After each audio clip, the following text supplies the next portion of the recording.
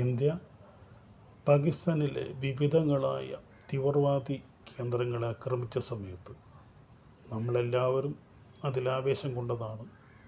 ചെയ്ത കാര്യം അനിവാര്യവുമാണ്. ഇതിലൂടെ പാകിസ്ഥാനിലെ ഈ തീവ്രവാദ കേന്ദ്രങ്ങൾ ഒരു പരിധിവരെ തകർത്ത് തരിപ്പണമാക്കാൻ നമുക്ക് സാധിച്ചിട്ടുണ്ട്. എന്ന് പറഞ്ഞാൽ കാശ്മീരിൽ നടന്നതായ ഭീകരാക്രമണത്തിന് അതിശക്തമായൊരു തിരിച്ചടി നമ്മൾ കൊടുത്തു. ഭീകരവാദികളെ ഒരു പരിധിവരെ ഉന്മൂലനം ചെയ്യാനും നമുക്ക് സാധിച്ചു. പ്രശ്നം അവിടെ തീരേണ്ടതാണ്. പക്ഷേ ഇതിൻ്റെ പേരിൽ ഒരു വലിയ യുദ്ധം വേണം എന്ന് ഇന്ത്യയിലെ ബഹുഭൂരിപക്ഷം ആളുകളും ആഗ്രഹിച്ചു പോയി. ഇതൊരു യുദ്ധക്കൊതിയാണ്.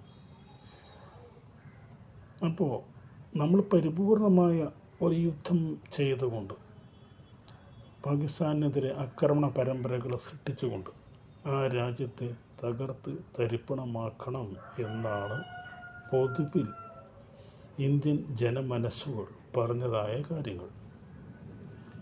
പക്ഷേ ഒരു യുദ്ധം എന്ന് പറയുന്നത് എത്രമാത്രം അപകടകരമാണ് എന്ന് ഇതിൽ പലർക്കും അറിയില്ല.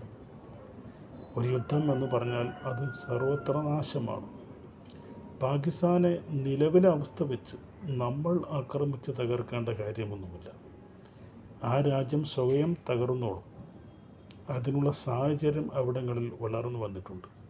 വലിയ ആഭ്യന്തര സംഘടനകളാണ് പാകിസ്ഥാൻ്റെ പല ഭാഗങ്ങളിലും നടന്നുകൊണ്ടിരിക്കുന്നത്. നമുക്കറിയാം, സിന്ധിൽ, ബലൂചിസ്ഥാനിൽ, പഷ്തൂൺ മേഖലയിൽ, ഖൈബർ പഷ്തൂൺ മേഖലയിൽ, ഇങ്ങനെ പലയിടത്തും പാകിസ്ഥാൻ ഭരണകൂടത്തിനെതിരെ വലിയ തോതിലുള്ള ആഭ്യന്തര യുദ്ധങ്ങൾ നടന്നുകൊണ്ടിരിക്കുകയാണ്. ഇതിൽ പല പ്രവിശ്യകളും അനധിവിദൂര ഭാവിയിൽ സ്വയംഭരണം പ്രഖ്യാപിച്ച് ആ രാജ്യം ഛിന്ന ഭിന്നമാകും എന്ന കാര്യത്തിൽ ഒരു തർക്കവുമില്ല. അപ്പോൾ ഈ ഒരു സാഹചര്യമെല്ലാം യഥാവിധി വിലയിരുത്തിക്കൊണ്ടാണ് കമ്മ്യൂണിസ്റ്റ് പാർട്ടി നേതാവായ എം സ്വരാജ് രംഗത്ത് വന്നത്.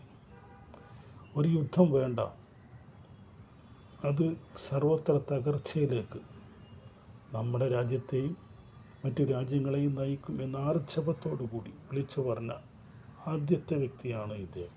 അദ്ദേഹം പറയാനുള്ളത് ധൈര്യസമേതം അങ്ങ് തുറന്നു പറഞ്ഞു എന്നതാണ് സത്യം. അവ സ്വാഭാവികമായിട്ടും അദ്ദേഹത്തിനെതിരെ വലിയ സൈബർ ആക്രമണങ്ങളുണ്ടായി. അദ്ദേഹത്തിനെ രാജ്യദ്രോഹിയായി ചിത്രീകരിച്ചു. അദ്ദേഹത്തിൻ്റെ പേരിൽ കമ്മ്യൂണിസ്റ്റുകാരെ മൊത്തം ദേശദ്രോഹികളായി ചിത്രീകരിച്ചു. പക്ഷേ ഇവിടെ നമ്മൾ സ്വരാജിൻ്റെ കൂടെ തന്നെയാണ്. അദ്ദേഹത്തിൻ്റെ അഭിപ്രായത്തെ മാനിക്കുന്നവരും ബഹുമാനിക്കുന്നവരുമായ ആളുകൾ, പിന്തുണക്കുന്നവരുമായ ആളുകൾ ഏറി വരികയാണ്. സ്വാഭാവികമായിട്ടും അദ്ദേഹത്തിൻ്റെ അഭിപ്രായം തന്നെയാണ് നമ്മൾ പിന്തുണക്കുന്നത് എന്ന് പറഞ്ഞ് കമ്മ്യൂണിസ്റ്റ് മാർക്സിസ്റ്റ് ആശയപ്രകാരം യുദ്ധം എന്ന് പറയുന്നത് സർവനാശം തന്നെയാണ്.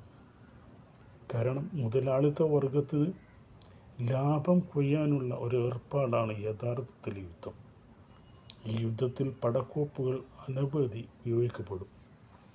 ഈ പടക്കോപ്പുകളൊക്കെ വിൽക്കുന്നത് സമ്പന്ന മുതലാളിത്ത രാജ്യങ്ങളാണ്. അവരുടെ പടക്കോപ്പുകൾ വിറ്റുപോകുന്നതിന് വേണ്ടിയാണ് യുദ്ധങ്ങളെ അവർ പ്രോത്സാഹിപ്പിക്കുന്നത്. അതുകൊണ്ട് യുദ്ധം എന്ന് പറയുന്നത് മുതലാളിത്ത സംഹിതയുടെ ഒരു ആയുധമാണ്, ലക്ഷ്യമാണ്. അതിൽ ഇന്ത്യയെപ്പോലെയുള്ള അത്രയൊന്നും സാമ്പത്തികമായി വികസിച്ചിട്ടില്ലാത്ത, പട്ടിണിയെ പരിപൂർണമായിട്ട് നിർമ്മാർജ്ജനം ചെയ്യാൻ കഴിയാത്ത രാജ്യങ്ങൾ ഒരിക്കലും അതിനകത്ത് പെട്ടുപോകരുത്. അവരുടെ ഈ ആഗ്രഹങ്ങളെ വകവെച്ചു കൊടുക്കരുത്. അതോടുകൂടി നമ്മൾ വിവേകപൂർവ്വം പെരുമാറുകയാണ് വേണ്ടത്. ഇതാണ് സ്വരാജ് പറഞ്ഞതിൻ്റെ അർത്ഥം.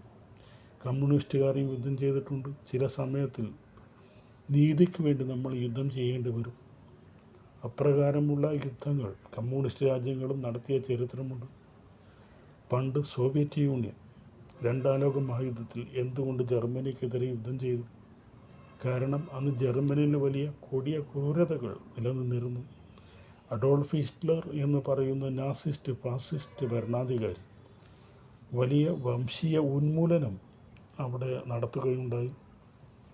ജൂതന്മാരെയൊക്കെ കൂട്ടക്കൊല നടത്തി അങ്ങനെ വലിയ വംശീയമായ ഉന്മൂലനം നടത്തിയിരുന്ന ഒരു കാലഘട്ടത്തിൽ അന്ന് ഫാസിസ്റ്റ് നേതാവായ നാസിസ്റ്റ് ഏകാധിപതിയായ ഹിറ്റ്ലറെ തകർക്കേണ്ടത് ലോകത്തിൻ്റെ ഒരു ആവശ്യമായിരുന്നു. അങ്ങനെയുള്ള സമയത്ത് അവിടെ സോവിയറ്റ് യൂണിയൻ ആക്രമിച്ചു എന്നുള്ളത് സത്യമാണ്. ജർമ്മനി എന്ന് പറയുന്ന രാജ്യത്തിനെ അന്ന് ആ ആക്രമണത്തിലൂടെ തകർത്ത് തരിപ്പണമാക്കി കളഞ്ഞു. ഗത്യന്തരമില്ലാതെ തോൽവി സംബന്ധിച്ച അഡോൾഫ് ഹിറ്റ്ലർ ആത്മഹത്യ ചെയ്യുകയാണ് ഉണ്ടായത്.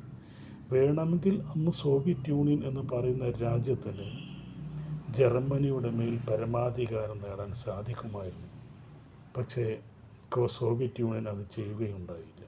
തങ്ങളുടെ ദൗത്യം പൂർത്തിയാക്കിയതിന് ശേഷം അവർ പിൻവാങ്ങുകയാണ് ചെയ്തത്. ഇതാണ് കമ്മ്യൂണിസ്റ്റ് മാർക്സിയൻ ആശയം. ഇതാണ് സ്വരാജ് പറഞ്ഞിട്ടുള്ളത്. സ്വാഭാവികമായിട്ടും അതിനെയാണ് നമ്മൾ പിന്തുണക്കുക.